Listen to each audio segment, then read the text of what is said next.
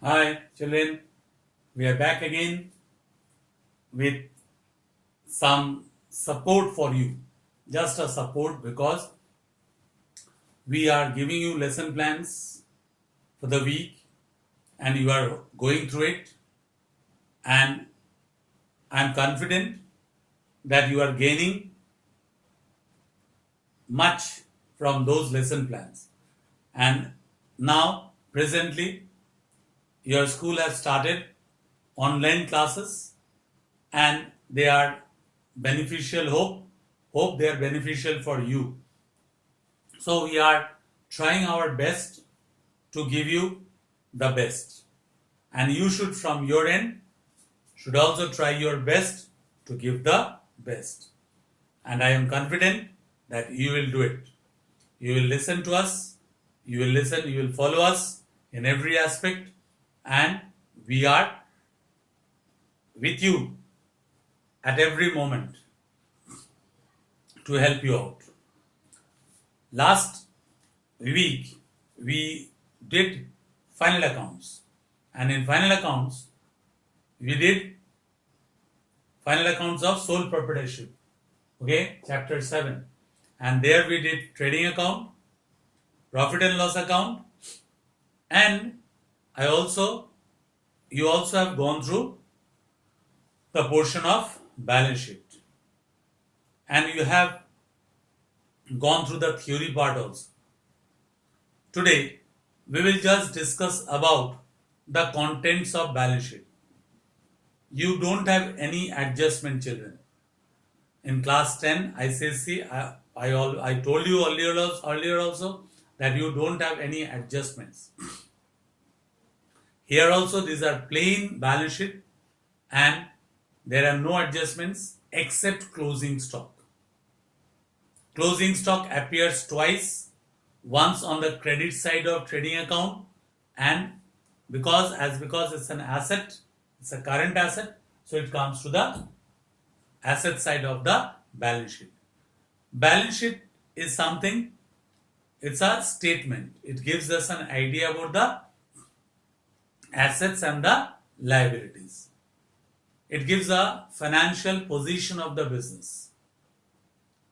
There are items which appear on the liability side of the balance sheet, and there are items which appear on the asset side of the balance sheet.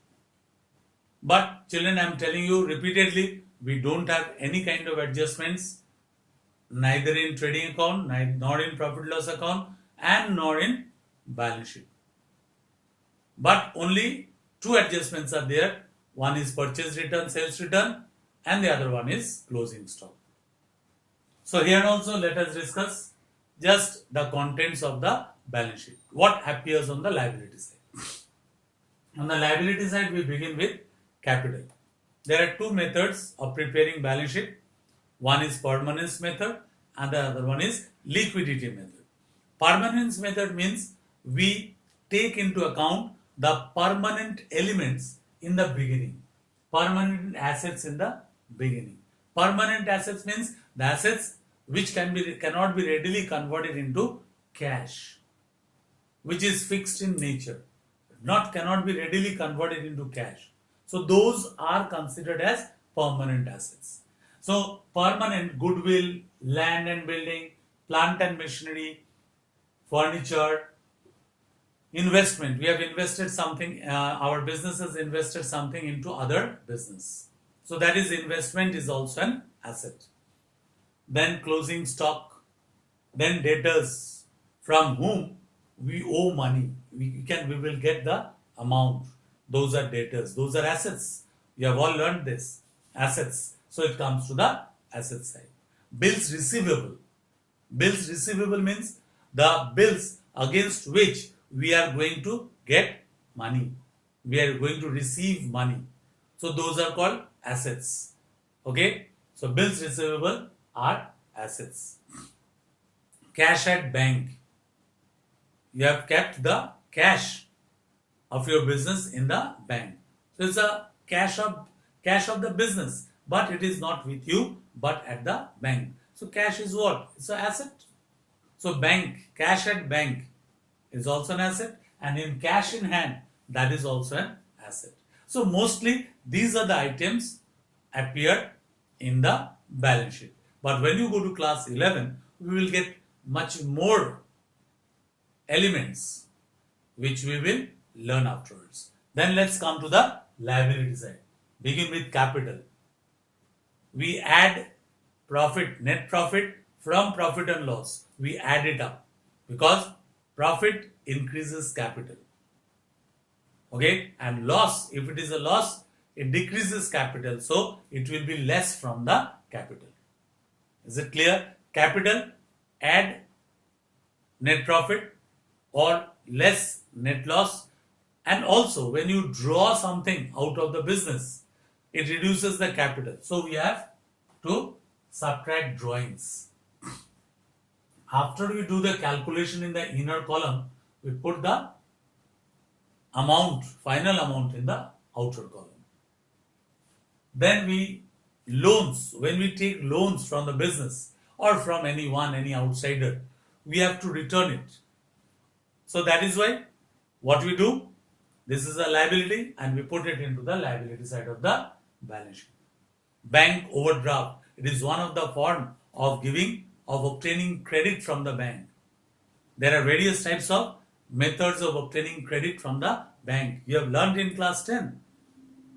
Okay, so bank overdraft, we have withdrawn money or we have taken money in excess of what was in our account. So that is a bank overdraft. Bank overdraft is a liability because you cannot take money from the bank and run away. So you have to return it to the bank. So it's a liability. So bank overdraft is a liability.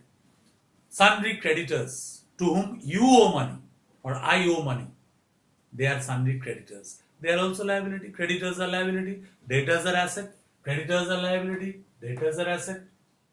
Bills receivable are asset. Then bills payable are liability. Against whom we have to pay the money. Those are liabilities. Lastly, outstanding expenses. The expenses which are yet to be paid. So outstanding. That is a liability for us. So these are the items. Generally these items appear in liability side and on the asset side. Then we add up these two sides and the balance sheet tallies. These two sides will tally. Liability and asset side must tally. Then you will understand that your sum is correct. So here also, today also we have learnt about the balance sheet, the contents of the balance sheet, and what to write on as a heading. Balance sheet as at assets, liabilities and assets. It is a financial statement. It gives the financial position of the business. So for today, excuse me, and it's up till today, up till now, what you have learned. From next day onwards, we will do some sums on final accounts. But for the time being, you must do your lessons properly, go through the lessons, do the homework, and go through the textbook. It's a must. So, thank you children. Hope you are all safe. Thank you. Bye-bye.